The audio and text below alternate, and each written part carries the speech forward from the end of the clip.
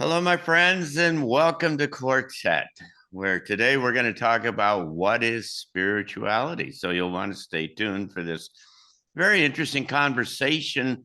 And we come to you every 2 weeks from the Arlington Institute and from here in Berkeley Springs, West Virginia, to talk about deep and kind of fundamental kind of issues related to this extraordinary kind of transition to a new world.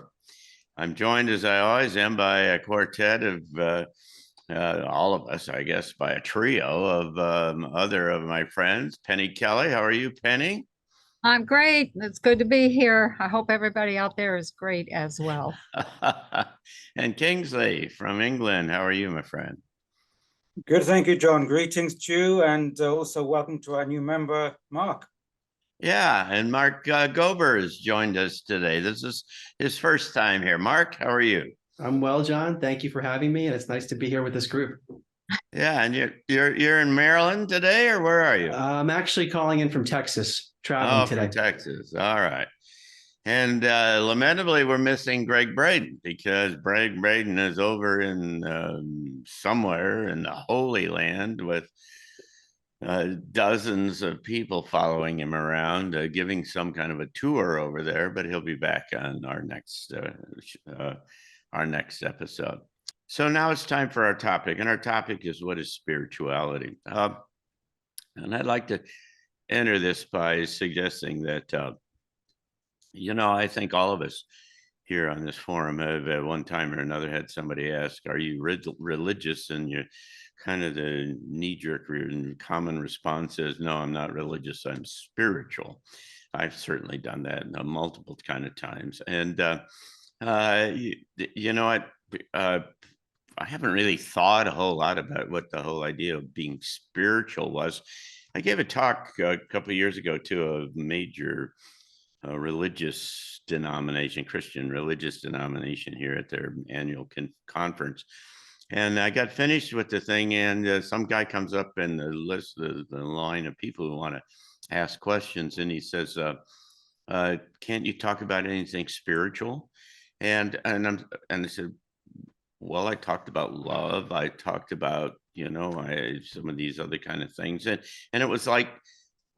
He clearly had a different idea about what spiritual was than what I had an idea about what spiritual was. And it made me kind of think, in fact, what is this thing? I mean, I thought I really knew about spirituality at some level because I'd been raised in a very conservative, evangelical religious environment.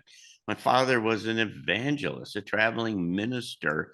My earliest memories are from him preaching in the front of a tent, a big tent, and people crying, and he could easily move them to have amazing kind of emotional experiences and change their life.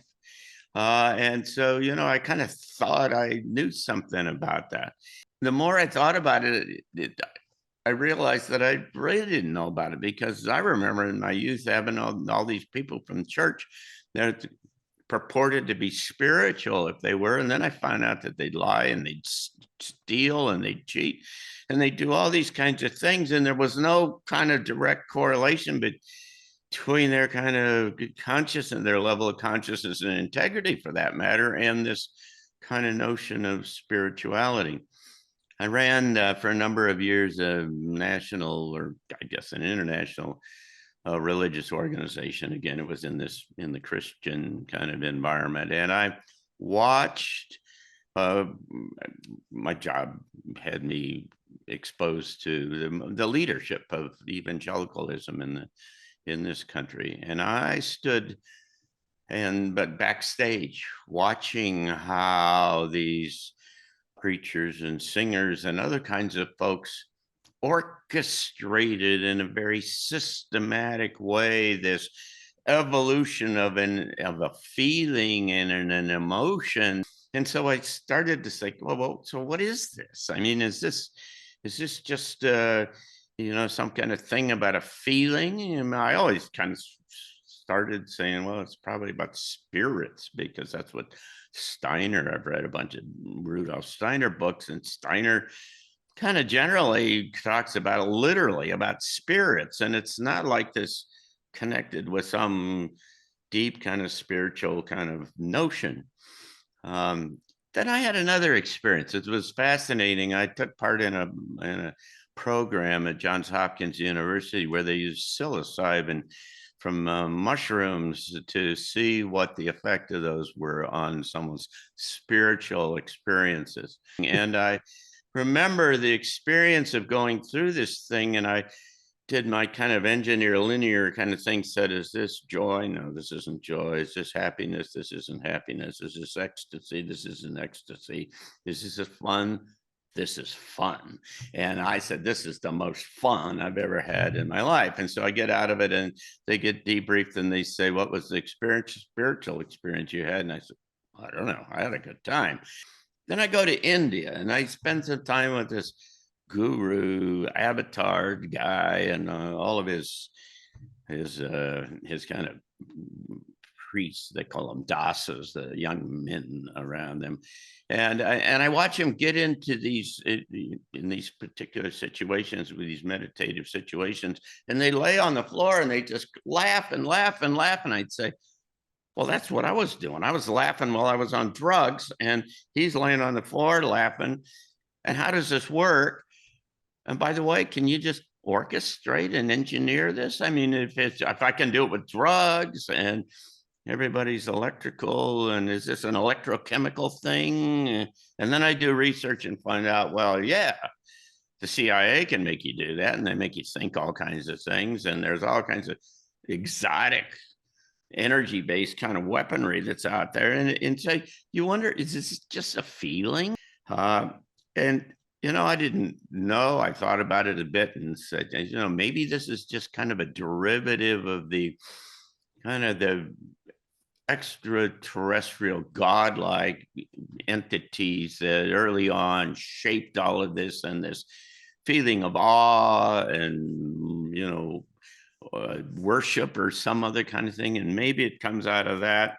And so I said, oh, I've never heard of aliens saying anything about spiritual. My question to you, I guess, is it like the Supreme Court Justice Potter Stewart, who in 1984 rather famously said about pornography that he could not use words to describe pornography, but I know it when I see it. And so, I mean, is spirituality one of those things where you kind of just know it when you see it? I also remember when I think about religion and issues of the spirit, I think back to centuries ago, the early church fathers, they had this they called apophatic religion, which means, or apophatic theology, which means that you can only understand something by what it's not. It's also called negative theology, which means that I am that what I am not.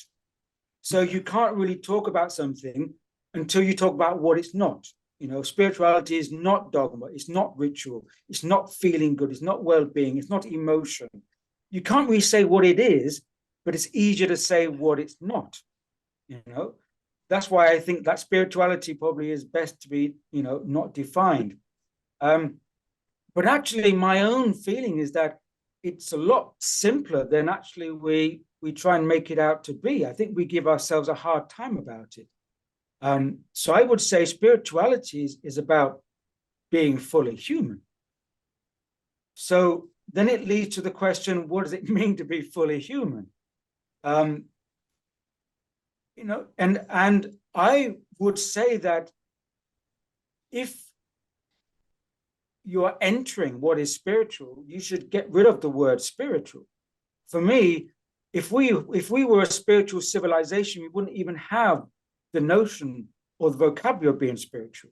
You would just be who you truly are. Because when you're being who you truly are, then you are being what is defined as spiritual. Because who you truly are, in my perspective and understanding, is a portion of the source consciousness. We're all a portion of everything that is. And so if we recognize that, we're not out of anything. Being spiritual sets up this polarity. I'm spiritual, you're not. You are religious, I'm, this. Having the word spiritual has a polarity. And polarities fit very well with this physical realm, but it doesn't fit very well with what is the truth of being spiritual. And that is, you are just a part of what is. And you have to acknowledge that.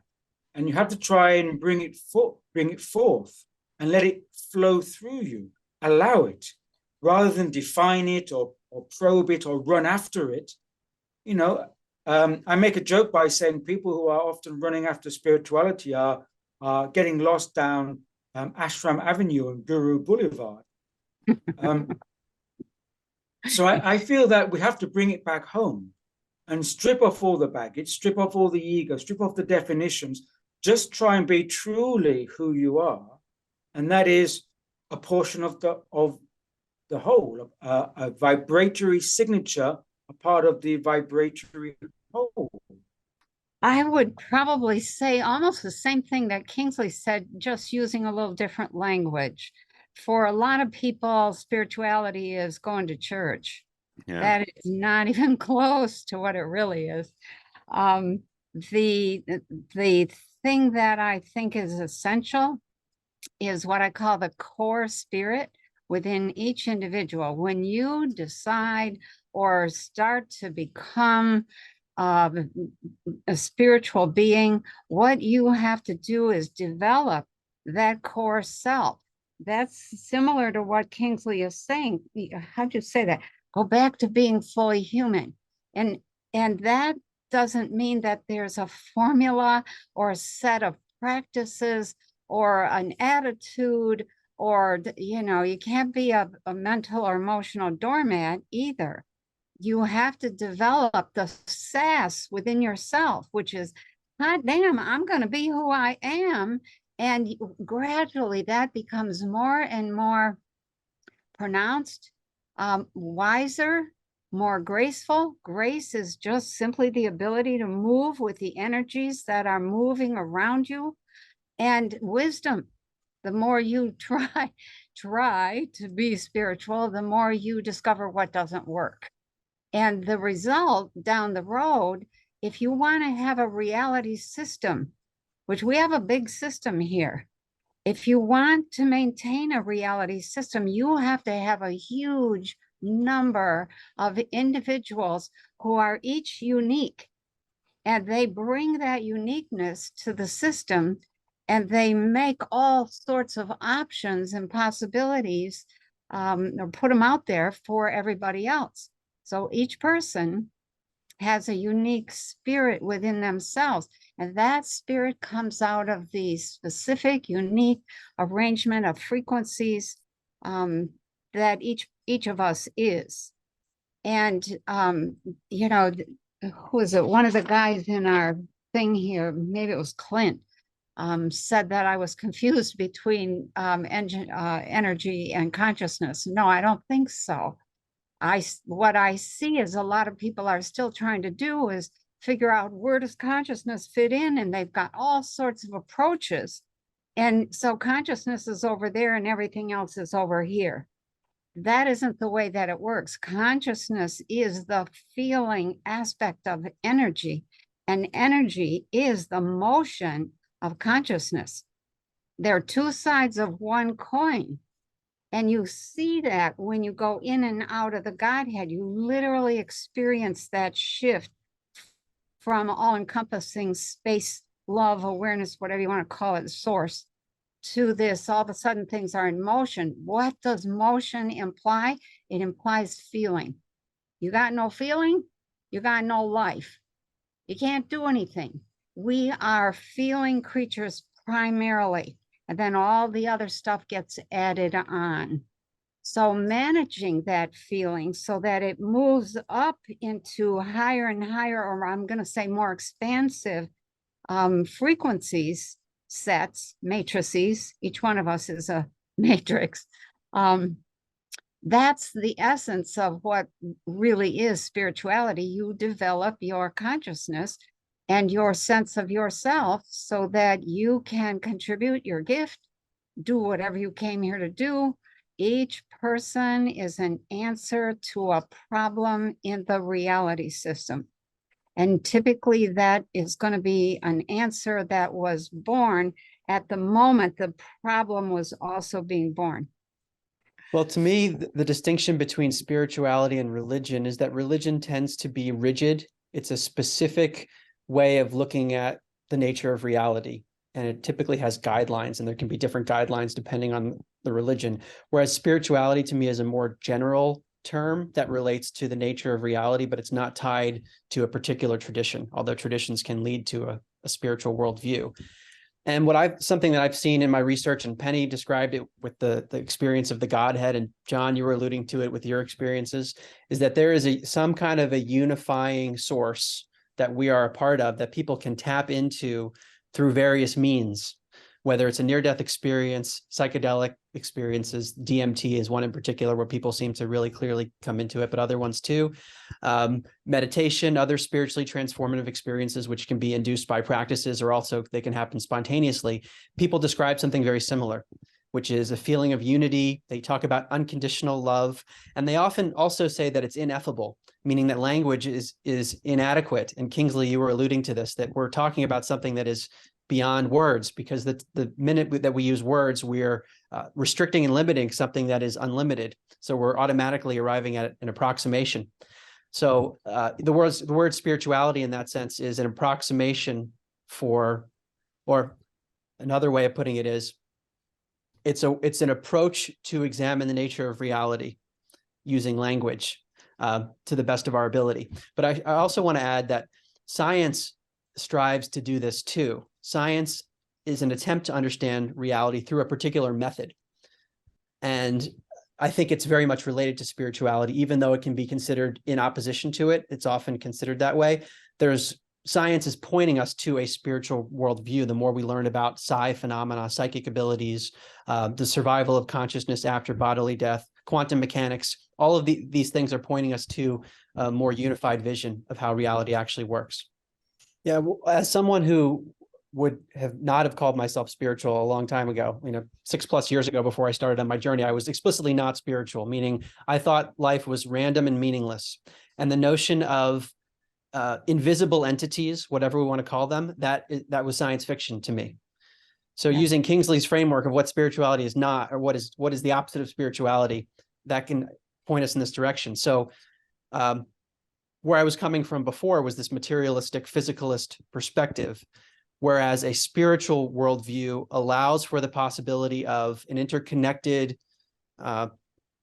essence that we are a part of, that our sensory organs don't ordinarily perceive. They have the capability to perceive them under certain circumstances, but we typically have almost like a blindfold on. We have this filter that's blocking it out. So the acknowledgement that there exists much more beyond that filter, to me, is a big part of what is spiritual. And that includes the fact that there are entities that we don't ordinarily perceive.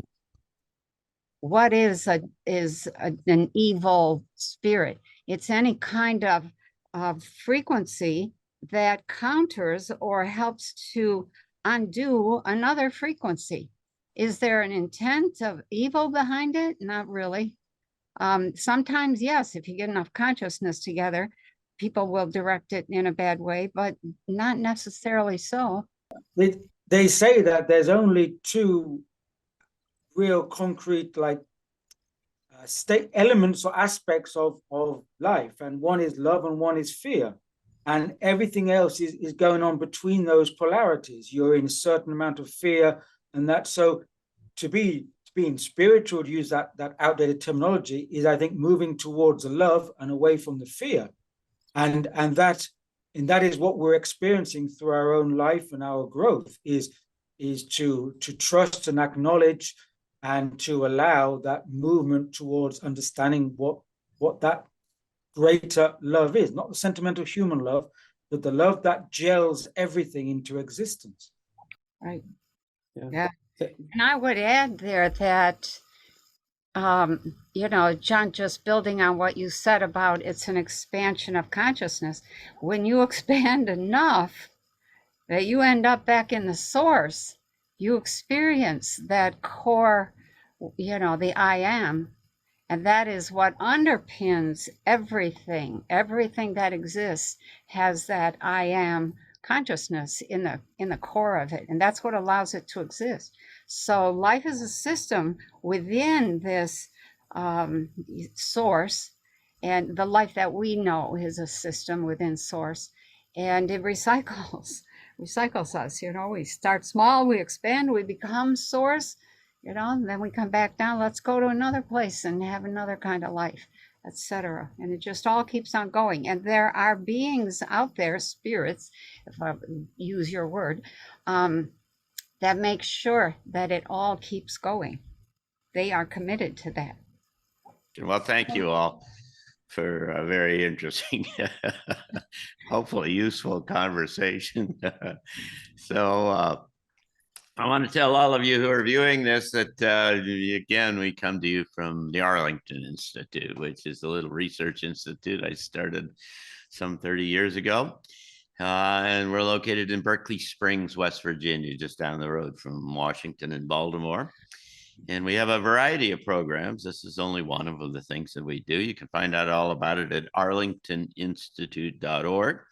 And in particular, one of the wonderful things that we do is once every month, we have a speaker. We have a transition talk. And both Mark and Penny have been transition talk speakers. And our problem is we can't extract Kingsley out of the UK without getting him vaccinated. And so we're waiting for the United States government to see the light here and change their policies. But you can find that at transitiontalks.org.